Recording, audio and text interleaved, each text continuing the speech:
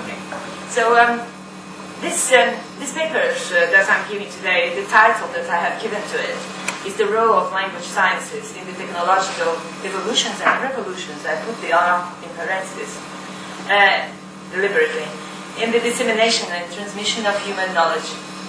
The paper aims to give you a sort of critical reflection on both the opportunities and the challenges that the latest technologies offer in the production and dissemination of human knowledge in the 21st century, by making reference to some of the milestones in the history of technological development from the perspective of language sciences. So I will pinpoint a few of the pertinent examples from the history of humanity, and I will be speaking about the impact of the clay tablets to parchments, to scrolls, to incunabulum, written and later spoken press, up to the current palm-held electronic tablets, as I call them, and other wonderful devices that we have. Over 140 years ago, one man of rare genius began to reflect upon the role of language in the studies, in the role of society, especially in the history of humanity. In his closing, in the closing of his lecture of 1881-1882, this was an inaugural lecture at the University of Kharkiv. Now Ukraine at that time was part of the old Russian Empire. This linguist, Alexander Potemkin, stated that the supremacy of linguistics and mathematics in the primary and intermediate education is based on their fundamental character in relation to the other sciences. These are sound, and because they are the most expedient, because they serve as a unique access to human knowledge of the life and nature. And indeed, these are the boundaries of the preeminence of these sciences. So this rare thinker that I'm mentioning, of the theory and philosophy of language, he foreshadowed many of the developments of the 20th century linguistics. His theory postulated the interaction of language as a faculty, thought and cognition. Thought is always conscious thought of a cognizing being. His argument was that every speech act is at the same time an act of understanding, of consciousness, of cognition, of interpretation, and of creativity. He was writing at a time when sciences were giving great strides, and indeed the language sciences, rhetoric, grammar, logic, dialectics, and philosophy were being replaced by a new science of language or linguistics. He often reflected on the role of sciences and also on the role of old concepts that were replaced by new ones as knowledge evolved. He often illustrated this by referring to the history of ideas of sciences other than linguistics. For example, he made reference to the knowledge of the 18th century, like phlogiston and living force, and how electricity was understood. Central to his theory and philosophy was the role of language, which is uniquely human and therefore individual and therefore subjective, which develops in a speech community, which shares the same history, the same culture. It is a society, and therefore it has some sort of local or national identity. This man was Alexander Potemkin. He was born in 1835 and he died in 1891, and he was one of the most outstanding thinkers of many, among many people. So his seminal work, which is called Proton Language in 1862, he had already paved the way to his formulating of theory and philosophy in his lecture that was already rewritten. And the quotation I gave, it had been already rewritten a number of times, and this lecture is in 1881, so he had already formulated. From the outset, he was very aware that a number of mathematical concepts could explain phenomena of language as a unique faculty. Indeed, he argued that it is language that enables man to access man's history and also to track down the evolution of human thought as encoded in language. From time immemorial, man has always strived to explain nature external to himself and internal, his own nature.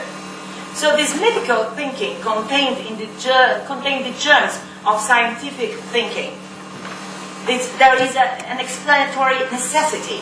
He stated that we can only know man from the time that man began to use language. Oral history, tales, legends, handed down through the generations, and the written text that preserve contain those tracks or traces of the history of man and his thinking. The capacity for symbolic thinking was something that he studied very comprehensively, and he examined not only natural language as a symbolic system of thinking in his comprehensive theory of science, but also other symbolic systems such as mathematics, arts, visual and music, etc.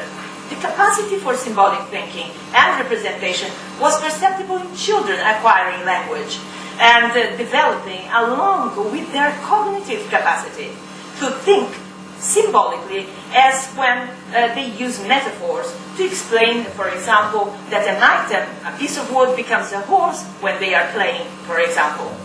And indeed, he stated that, he said that if one, for example, with this concept, he says, if one were to try to convert the surfaces which form a statue from within the statue, from the depth of the statue, into mathematical formulae, it goes without saying that much would remain unanalyzed. The aggregate of such formulae, perceived in succession, would not yet give the impression of the statue. However, a series of digits, and I will say that he's saying this in 1894, a series of digits representing a melody needs to be transformed into an imaginary or real sounds in order to give a musical impression.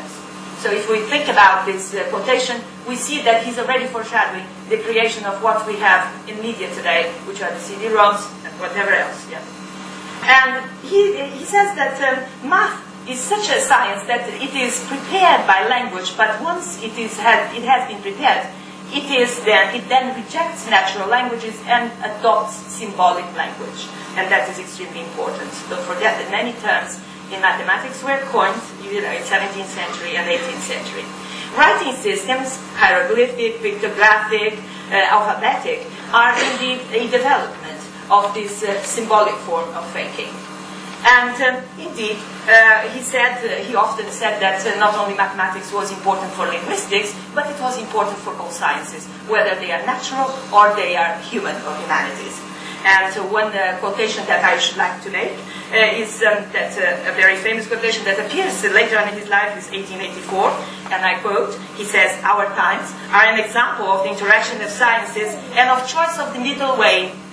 Linguistics and physiology." Biology, says Chomsky, by the way. Linguistics and psychology. Linguistics and history. Psychology and physiology. Il faut cultiver notre jardin. And I mention these terms because it's the last line in Candide, Voltaire. Voltaire quotes from Candide quite literally. So what he says is that we have the access to this knowledge, of the past knowledge of humanity, through language. And the language, in this case, is encoded in many ways, whether it is the oral medium is the primary medium, and the written media are surrogates. They are substitutes of that. And indeed, he is very concerned about that. He says that for a man, real knowledge is only the knowledge of essence. And the very marks, A, B, C, D, which are noticeable in an object, do not constitute the object itself. Whether they are taken separately, as it is obvious, for example, like the color of the hair, of the hair of a dog. It is not the dog yet if you have the color of the hair of the dog in their entirety, because this aggregate is the sum, the plurality, whereas the object is always the unity for us. Secondly, because A as an object should contain for us not only the sum of the specific marks A plus B plus C, okay? But also the possibility of the unknown, X plus Y, etc. Okay? The object should somehow be distinct from its marks, and by the way, it should unify them and condition their existence. First of all, man comes to the consciousness of existence, of the dark core of the object, and then to the knowledge of the object itself, the actual object. And then, obviously, in the word, this is represented by the unity and generality of the term that he uses, which is obras, which combines two meanings: the real object of an icon, of an image, and the symbolic, the metaphoric, which is the representation, the picture portrait. I do not want to go into that. This preamble is really to say that I draw on him, and it's particularly because I met Claudia Wanderley through a lecture that I was giving, and she was fascinated by the mathematical component of his theory, and this is dedicated specifically to her, and for the emails that we have exchanged so far. And so the tools and instruments, he says, tools and instruments were created and developed by men since time immemorial, okay? So if you think about that, this is always has been this idea of representing things has always been part of the human character or the human capacity of the human thinking. Yeah. So if we look at these prehistoric cave paintings, whether they are in Europe or they are in Australia or Africa or Asia, or even these remote islands in the middle of the oceans, you will find these amazing pictures, Victorian representations, which are a way of representing, yeah? Reptilian culture in Kiev, more than 3,000 years ago, drawing with lines and things like that. An aesthetic dimension, a very important, is always present in these amazing creations, which indeed have stood the test of time. They have been handed out to our time. And we can marvel at them, because obviously we always think, my goodness, how could these people have done all of this? And if you think about that, if you want to narrate something, explain something, the events of the phenomena, and this has always been something that arose the curiosity of people. So if you had a big thunder and that coincided with a good crop, that was positive. If you had a big thunder, it hit the tree and killed a man, it was negative, and then this was created. But the idea is that you want to explain that. This is a phenomenon that you want to explain.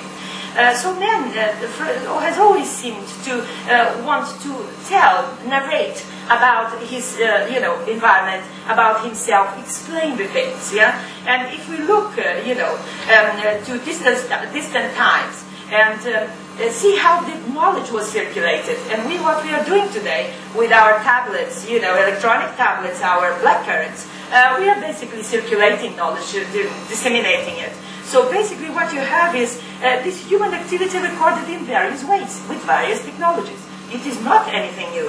If you look at the old clay tablets, which you can find in any of the big museums, you will see that the technology of tablets was a very single, very effective, portable type of text that you could carry around with you with loads of information, knowledge that you may have required later on.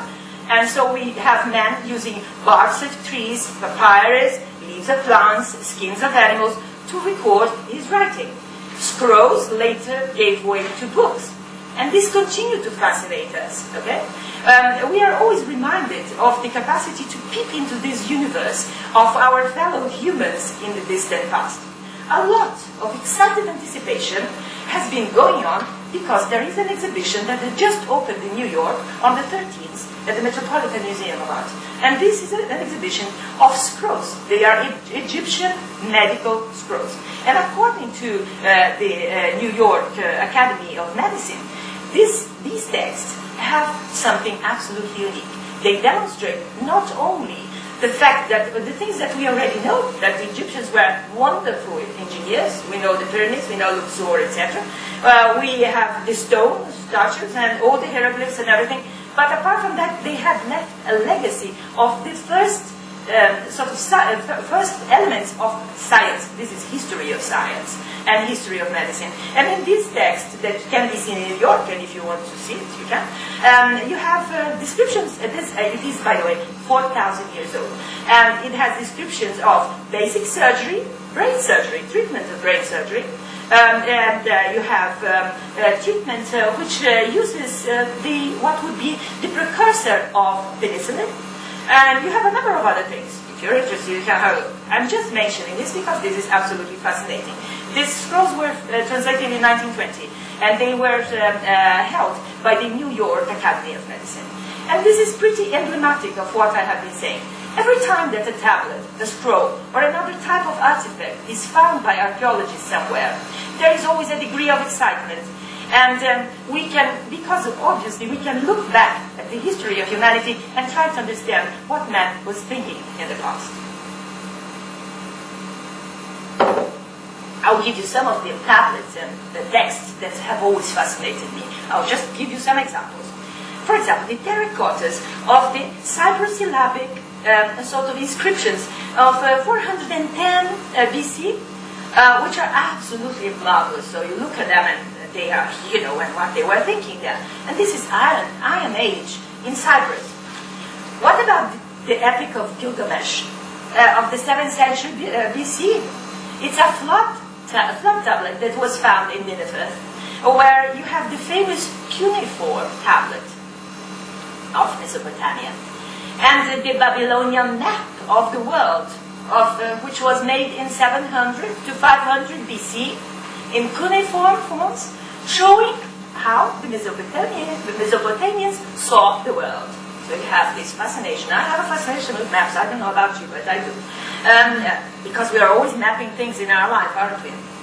So a clay tablet carrying a letter from Buryada to Menantopad of the Kassite dynasty of 1359, between 1359 and 1333 in BC, gives an account of the diplomatic relations between Mesopotamia and Egypt. Most fascinating to learn about, diplomatic relations at that time. And what about that tiny green jasper seal stone, very tiny one, with signs in Minoan hieroglyphic symbols? And some old Babylonian cuneiform tablet that tells us about omens, spells, things that you should know, that can happen to you, and especially the tradition of the ship's stomach omen. It's very fascinating. That gives you an insight, how people dealt with belief, with religion as well. The pictographic myth have been allocated, for example, the beer that was allocated 3,100 years before Christ. Beer apparently was a very popular drink in Mesopotamia. It was the most popular one. Not only today in many countries, including the one I have adopted in Britain, we like that. And in Britain, we have a fascinating collection of tablets, which are of Roman Britain. So they are tablets, and they are waxed, and they used pointed instruments to send letters, to send invitations. So we have invitation for a birthday party, for example. You have a fascinating tablet. This is all Roman Britain. A birthday party that where Sulpicia Lepidina is inviting the commander's wife to the birthday party in Northumberland. Okay, so this surviving technology still amaze us. I don't know if they do you, but they do amaze me. The Chinese early books that were made of little bits of bamboo that were stitched together here and there, and you would turn the bamboo bit, by bit. They flattened the bamboo first, and then they made the pages. They are absolutely marvelous, So, if this technology of scrolls, tablets, books from bamboo that represented great advances technologically were used as tools, is a common characteristic of this use of a symbolic system of representation of specific knowledge in one of the writing systems. This, of course, requires a significant understanding of language, of its grammar, and so that it could be codified in a pictographic or hieroglyphic writing system, and later into an alphabetic system. Imagine that people had to have either an empiric knowledge or a real knowledge of these things to be able to do that. We have lost the awareness of the economy, the memory that these things represented. The evolution of technical scientific thought happened in various places and in various parts of the world. There was a significant migration of know-how with the expanding empires and the kingdoms. And the early handwritten books cost a real fortune. And then the first libraries were created. We just had a brilliant lecture by Mr. John about libraries and books. And the Alexandrian library, of course, lives within these traditions. Libraries and archives enabled them to store and hand over knowledge in a manner that could always be retrieved. Libraries began to contain the knowledge of the universes. True encyclopedias and dictionaries were tools that followed. And what is the internet today? Is it not the largest encyclopedia that we have? Probably you could say that it is one of the largest encyclopedias that we have, because we have all the, or possibly all the knowledge that existed in the past and the one that is being created, and with a great capacity for the one that will be created in the future. So as a basis of this means of recording and storing knowledge was also the knowledge of language as a faculty and the use of language. The Christian world, both in the Eastern and Christian and Western worlds, made big advances because they needed to explain the Word of God, the Word of the Lord, through the Bibles. And because very often, with the people had forgotten the Greek, they didn't know very much, they had the Latin tradition, and then suddenly a translation from Arabic appeared of the Bible and of Aristotle, whatever, and this was brought back into Europe, and this translation that came from the Arabic then inspired new translations of Bibles and psalters and prayer books, and all of this did also came along with the need to create vernacular grammar. So 1500s see this huge evolution.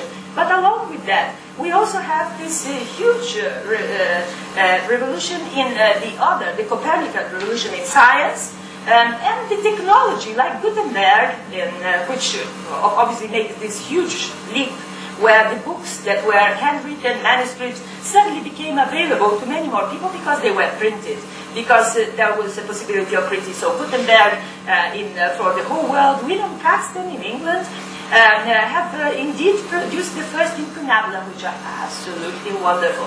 If you sit and look at them, and I always have a great, pleasure to look at those things, because obviously they've taken so much love and dedication and so much creation, not only in form but also in content, which is extremely interesting. So there is a huge amount of Bibles, the concordancing of Bible text. This is the first discourse analysis, where they look at various versions of the Bible. And in Zero, for example, in England, James' Bible is authorized, is the authorized version of the Bible. You have various versions. And then people who study, the scholars, the theologians, have to look at these Bibles and concordance, combine the different bits of text. And they annotate it. And some of the books are that thick, they are huge like this, yeah? And you can enjoy yourself reading that quite a lot if you really like it. And there are a number of very interesting elements with that. For example, the missionaries went out to the world, the Portuguese missionaries, and Brazil has a heritage of that. Padre Anchieta is absolutely essential in that, in our history, in the Brazilian history of grammatical thought and grammars and all of this. In England, Francis Bacon writes Novum Organum, where he discusses the ciphers, the idea of symbolic thinking, of emptying the language of the idols of the marketplace. That's what he says. Because we need a new science. Novum Organum, of course, is referring to Aristotle, because he doesn't reject Aristotle. And then we have the Cartesian revolution, then we have the encyclopedists, and then we have the amount of knowledge that we are more familiar with. And there is another part of the history. I mentioned Podemia as well, because in the 20s, but before that I would like to say, there is photography that comes, which is the storage of images, and then combined in films, that becomes very interesting. You have the telegraph, you have the radio and the TV. And the World War II, you have the decoding of the secret messages that are being sent from one place to another, and it helps the effort of war, and of course the war is won, and that is very interesting. But the Cold War in the USSR starts. And this tradition that I referred to, which is a 19th century tradition in mathematical thinking, is reinstated by the various researches that are being carried out in cybernetics. And I'll tell you a story that you may not know, but if you do, I do apologize. Cybernetics is a Greek word that means to govern. It is the science of systems control, by means of which transfer among elements of a given system can be made. It was Wiener's cybernetics, or the control and communication in the animal and machine in 1948, that introduced these sort of terms. And then this technical cybernetics began to appear, systems of technical devices and automatons to control. And they were used for biological and medical studies, okay, of the laws of communication in man and plant, in organisms, especially in humans, in the social technical concentrates of human organizations. So by 1940s, after being regarded bourgeois, applied to economic planning, the Academy of Science in Kiev, in Ukraine, has a center for theoretical cybernetics. By 1947, the earliest research laboratory of modeling and computer technology is headed by Lebedev, and then of the then Institute of Physics. He works with memory elements in computers, and this section is headed by Kerecuk. And in 1957, the center creates another computer center at the Academy, and that is led by a gentleman called Glushkov. In 1962, the Institute of Cybernetics is functioning, and in 1945, by that time, Gadgetko began to do electronic modeling of computing at the University of Kiev and another computing center. Between the period of 48 and 51, the research group under Lebedev created the first electronic computer, which is called MEON in the USSR, because that was the war, battle on. Glushkov made a contribution to the theory of digital automatons, the theory of self-organizing systems. That's how it was defined. And other areas of theory applied to research. Hnidenko, Kaluzhin, Korolyuk, Yushchenko invented algorithm language for calculations, special algorithm language, which is called ALGEC, based on the international language ALGOL 60, headed by Glushkov, Hladun, who did mathematical linguistics. And this was happening in Kiev, in Lviv, which is western Ukraine, and Russians and Polish people always pronounced Lviv as Lvov. That's the same city. Lviv is in Ukrainian. Dnipropetrovsk worked, and they also worked on teaching machines, which was very interesting. The Institute of Cybernetics then publishes the first encyclopedia of cybernetics in Ukrainian. You know that the language policy of the former Soviet Union was to have Russian as the international universal language. So obviously Ukrainian was not the universal language that was promoted. Nonetheless, this encyclopedia is published, and then later on it is translated into Russian and then circulated. But something else happens. When politics is involved in things, sometimes science can be stopped, in the tracks. While they were preparing these computers, they were working digitally. They were not working with analog computers, which is very interesting. And they were beginning to advance so much that the Minister of Defense in Moscow began to become very worried indeed. They thought they could have access to the databases of the, MOD, the Ministry of Defense, in Moscow, and immediately they cut all the resources of the Institute of Cybernetics. So they killed it, by not funding it. And of course, in a planned economy where everything is controlled, and where you can only, of course, have money, the state gives you the money, and there is no other choice, so obviously that was killed. But there is a very rich heritage, and if you want more details about that, I will certainly mention that to you. But I can mention more of that to you.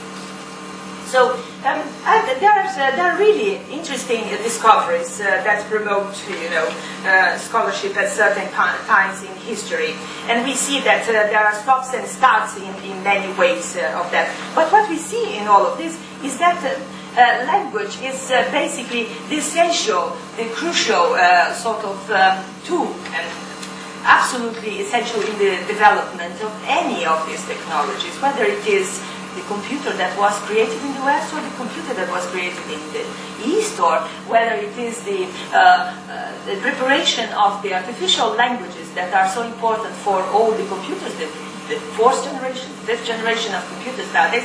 Language is absolutely essential, natural language, that's what I mean. And within these discussions that I have had, you know, I was just in the library. I had the opportunity to go to a library in New Jersey, in a city which is called South Brook. And there is an amazing library there, and there is a room that is locked usually to the public. I had the special privilege that they opened this library for me, and in this library I saw a collection of Bibles that were coming from 1500s. I saw books, prayer books. I saw musical scores in square notation. And while I was looking, because obviously I was looking, I found a grammar, a 1665 grammar of Latin, Hebrew, and Arabic, and which was a multilingual. Nothing changes in this world. And then I found, then suddenly I came across some folios, medieval folios, with illumination, with calligraphy. And I stopped and I said, my God, you know, I'm going to be speaking in Paris, you know, and I must mention that, how much, you know, how beautiful this text is, and how interesting it is that many of these new devices or tablets, as I call them, new modern tablets, like the Blackberries or laptops or all the others, also have an aesthetic, a visual element. So obviously the aesthetic component of the human knowledge, the perception of beauty, I would suggest, is one of the sort of key human characteristics that has been handed down over centuries. Of course it's modified. Of course our images now are on the internet, but they are different. There are some very important ethical issues, though, that we have to consider. When I spoke about the Institute of Cybernetics in Ukraine, I mentioned the fact that it was a control system. It really comes from the word control in Greek. And that's what they wanted to do. They wanted to control their economy. That was a command economy. And I suspect that most of the computer systems and many other things are exactly a desire or a wish to exert control or to sustain control, or perhaps to keep control to yourself. Only that. How many of us have known people that have learned about things and knew about things, but they would never tell anybody because just in case, you know. But there is also the other ethical elements. With this very fast evolution of technology, and I call it, that's why I call my paper evolution, and in parentheses revolution, because sometimes if you think over a long period of time, you will see that it is an evolution really, that it is a step-by-step, a gradual sort of evolution. I believe that with this current era, where we have the possibility of some places to be completely equipped with computers, every child has a computer at school. Children in England use computers when they are 5 years old, when they go to school. And there are other places in the world, in Africa, in Asia, in Brazil, where people have not even a TV, you know, let alone a computer or a system, a satellite system or whatever, that would allow them to use this technology. And so we have the very difficult question of the digital divide, that it must be in the heads of all the policy makers and the people who advise governments, because that is extremely important. And also, there is the other issue that has become quite a topic for conversation, and I just attended the 10th International Conference on the History of Ideas in Language Sciences, and one of the sessions was dedicated to the possibility of whether one would make available the knowledge that you produce as free access, whether free access should be given or should not be given. And I think that this is the type of place that this is the best discussion can be done. And I have finished. Thank you very much for the patience, and thank you very much for listening to me in English. And I'm studying French very hard, and I hope that in the future meetings I will be speaking French. Thank you.